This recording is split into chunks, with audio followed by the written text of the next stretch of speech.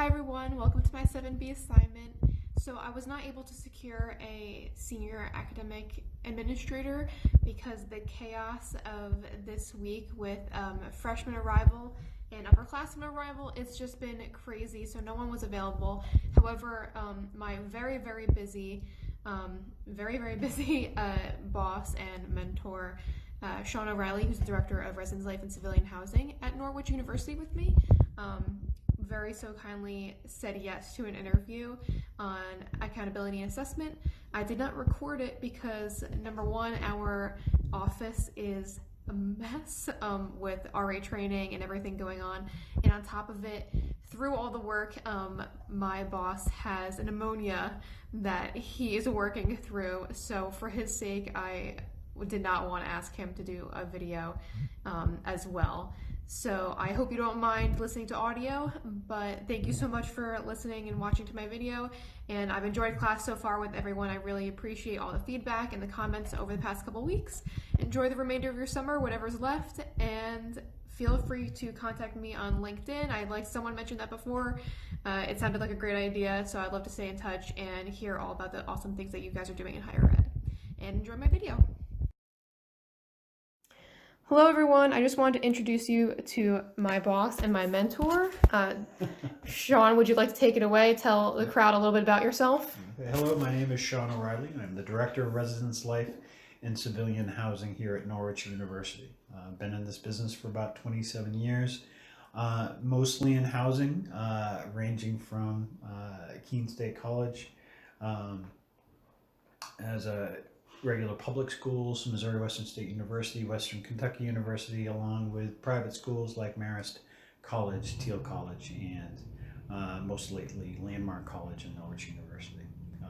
So I'm a housing nerd, but I do enjoy what I do, and Lucia does a good work for us. So. Thank you. I can't promise they'll recognize Landmark and Norwich. Yeah. Well, they probably know Norwich from me talking about it in class, but they'll know Marist, because Okay. Marist is a little bit closer to our territory. Yes, it is.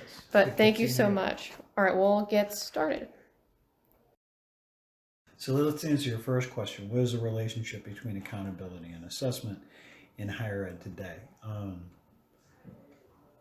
I think with declining budgets, with declining student populations, higher ed, especially residence life, is finding itself in a position where it has to prove what it's doing. So it has to prove that if you're spending so much money to live in a certain way and to live in a certain environment, then you should get something out of it. So the accountability piece is more on us, that we create some appropriate learning outcomes and create just kind of some objectives and plans of action, and putting resources together and putting all those things together so that we get the outcome we're looking for.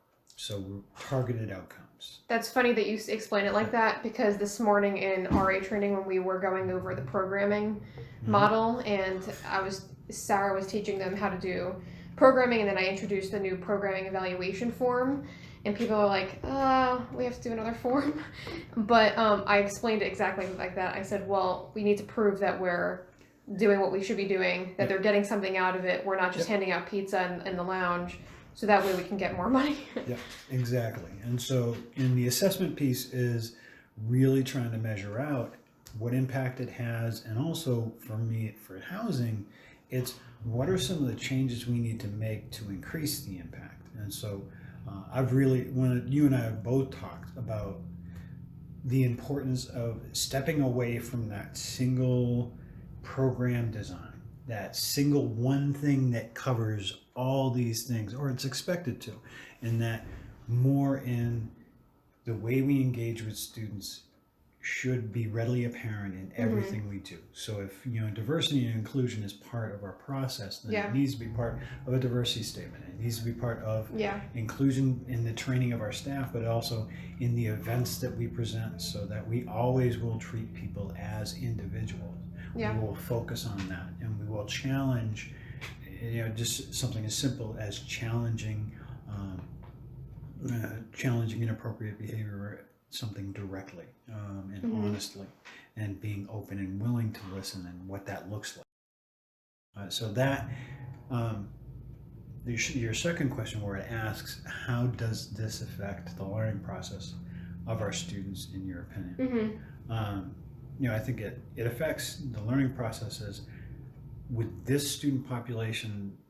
What I'm starting to see is the importance of creating structure, of being transparent in Definitely. explaining kind of the rationale and the reasons why we do things, not to prove it or disprove it, but be willing to take the time to explain it, and let them wander their way through the process. If we're good, then we create enough of a structured process that they're learning a certain thing in the first year that builds upon something in the second year, that builds upon something in the third year. So expectations increase and support decreases. Thus, they start learning. Or that's kind of in a big general sense.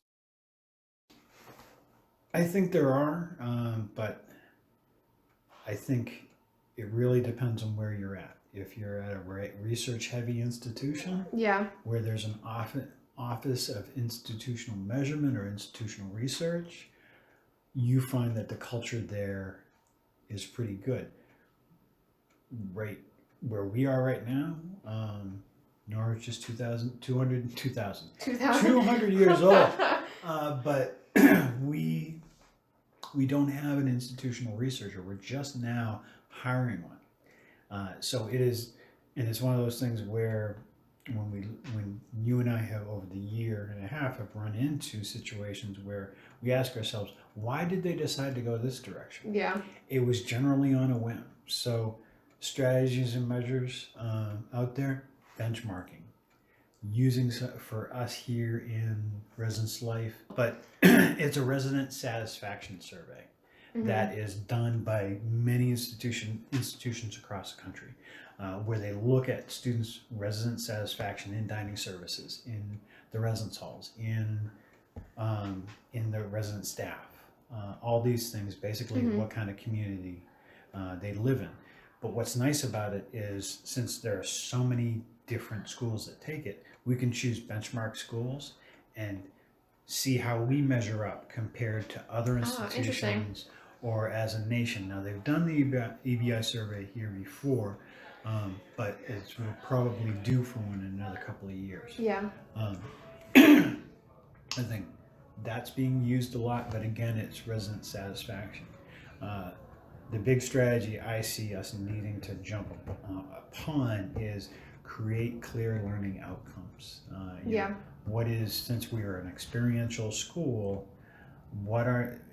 make it simple. We are engaged in experiential learning. What are the direct experiences students will receive at every year they're here? In their first year, in their second year, in their third year, and in their fourth year, and on. I think that's when Martha asks us the question of, what is a civilian experience like? That's where our model is going to take us. That's if we get the bare bones of that, that's where we'll build off of. So, those are the strategies we'll be able to hold ourselves accountable to. We can visually show it, and we can explain to people very easily. We can market towards it. And then the assessment piece should be built in. So there's evaluations, there's surveys getting interest, there's, how we want to know how you did. There's focus groups that we pull together. So I think there's a lot of things that are out there that I know I want us to put in place here at our institution.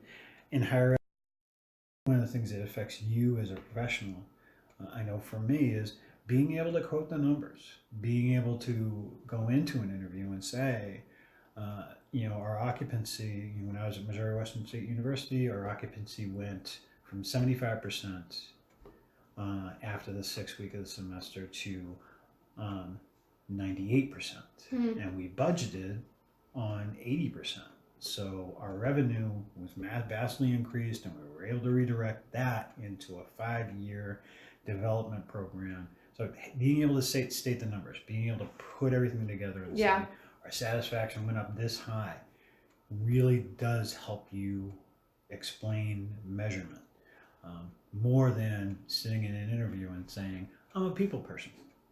You're right. You did sound a lot more impressive when you were giving those numbers. I'll have to keep that in mind.